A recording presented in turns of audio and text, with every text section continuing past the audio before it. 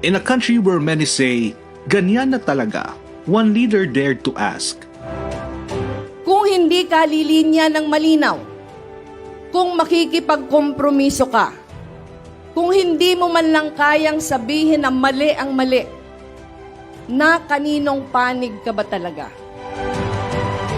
This is the story of Maria Leonor Leni Hirona Robredo, a lawyer, advocate, and the 14th Vice President of the Philippines. Born and raised in Naga City, she lived by the values of simplicity, hard work, and compassion.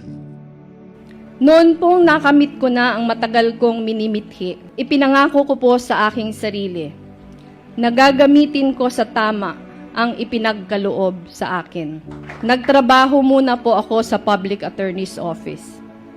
Doon po ay dumipensa ako ng ating mga kababayan na nasasakdal, ngunit walang perang pambayad sa abogado.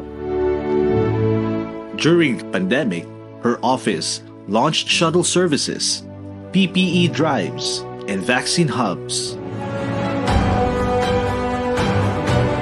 Through storms, crisis, and political attacks, she stood her ground with calm and conviction. Yung honesty, napakalaking factor sa integrity ng isang tao. Kung wala kang ganun, dapat hindi mo nga iniisip maglingkod. Kasi paano ka makakapaglingkod kung may problema ka sa sarili mo? Her legacy reminds us that leadership is not about power, it's about people.